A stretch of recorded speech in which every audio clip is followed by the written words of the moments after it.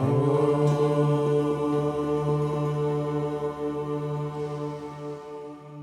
going to break down puppy pose. Now, a few different ways of doing a puppy, and you're going to encounter a lot of issues, particularly with compression points in this position.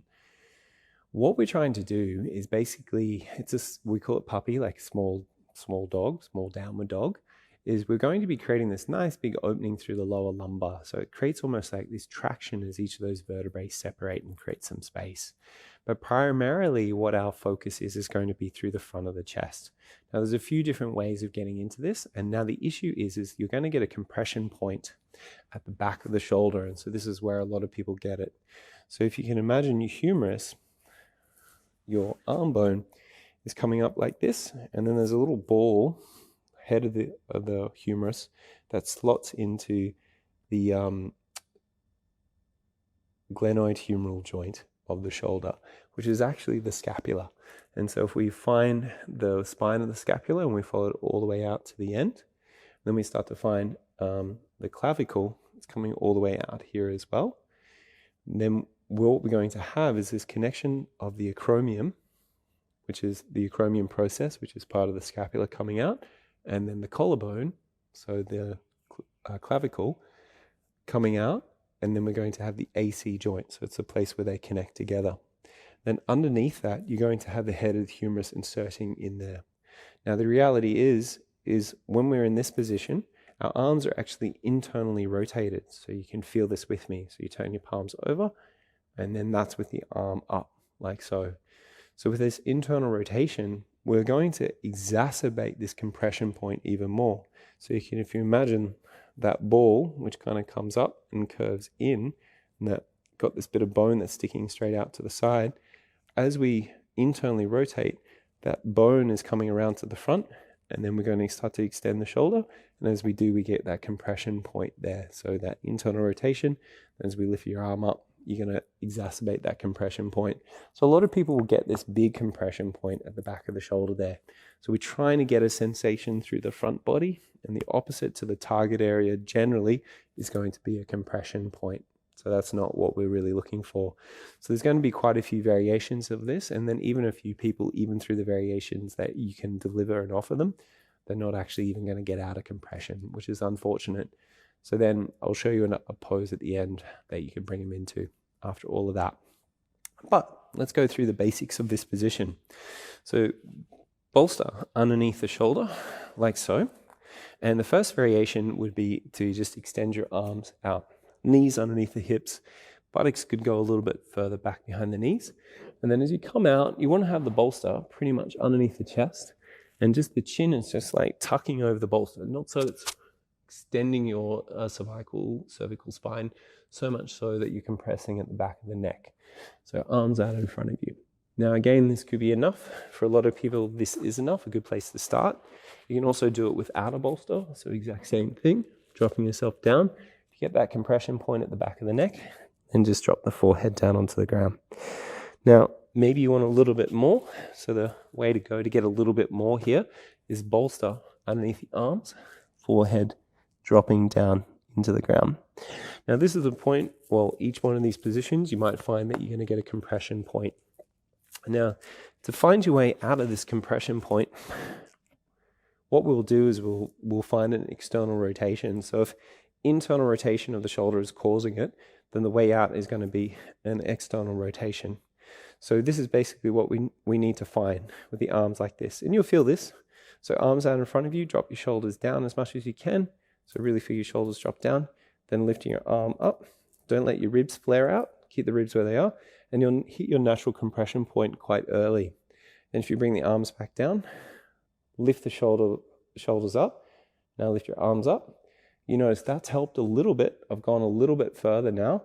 Good. Now let's go a little bit further again. Externally rotate, so palms facing up. Lift your shoulders up.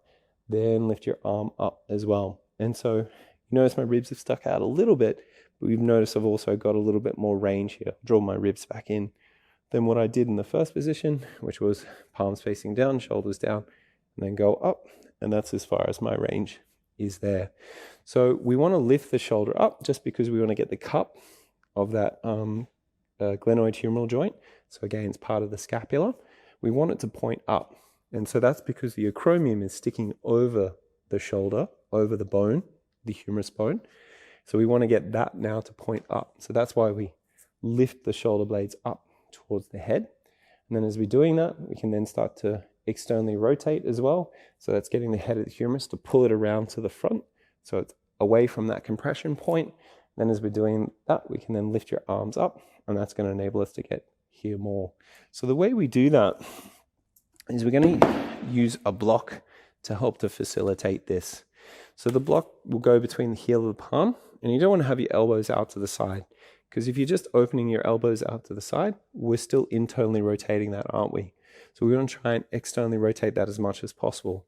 So with the elbow shoulder width apart, block between the wrist, we're going to start to find that nice, not necessarily completely externally rotated, but most people won't be able to go much further than that anyway. So block will be pretty sufficient to find that for most people. So block between the heel of the palm, because if we place the block between the hand, that happens. So we may as well just have skipped the block and just put the hands together, which is an option. You can totally do this without the block and just the hands into prayer. Just the block does externally rotate the upper arm bone even more.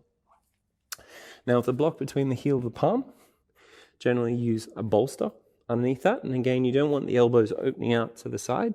You want to bring those elbows in as close together as you can. Forehead can drop down onto the bolster perhaps, and then elbows bent come back behind the head. And so this stops the internal rotation of the upper arm bone, the humerus, and forces it more into an external rotation. So then the target area has changed just a little bit now. So now you're going to start to get through the bending of the elbow. You're going to start to get into the tricep, which is going to be your triple energizer. And then you're going to start to get into your latissimus dorsi, because the latissimus dorsi is actually an internal rotator. Now we're taking an external rotation, and then we're going to extend that shoulder as well with the elbow going up. So you're going to start to notice that there, a little bit into the side body. That's going to be your gallbladder pathway in there, triple energizer in here. You may not notice it through the front of the chest anymore. Unfortunately, that has just changed for those people, but that's just because the way their skeleton is. We can't do much about that. Now, in the previous pose, when we just had the arms out in front of us, the original variation of puppy, with the arm coming back, we're getting through the front of the chest here. This is your pec major and your pec minor region. So you're going to feel this nice broad sensation through here. This is going to be your lung pathway. You could also use it for your heart, the sense of opening through your heart if you really want as well. I use this pose also for a stomach and spleen sequence, earth, because you're getting this lifting of your ribs away from your pubic bone, and you're going to start to get a little bit of a stress. Bit of a tricky one to really say that that's going to happen for everyone. A little bit of a stress through the rectus abdominis, but very good for creating space in the lower lumbar, because as you're dropping forward in this nice big bow, even though it is a bit of a backward bend, spinal extension that you're getting there, you're still getting traction. So you're creating space between each of those vertebrae, which is really nice, especially if you need it as a counter pose to help people coming out of it. And again, compression points are going to be at the back of the shoulder. You might feel something in your lower lumbar as the spinous processes of the spine press into each other. Yeah, that's going to be your main compression points there.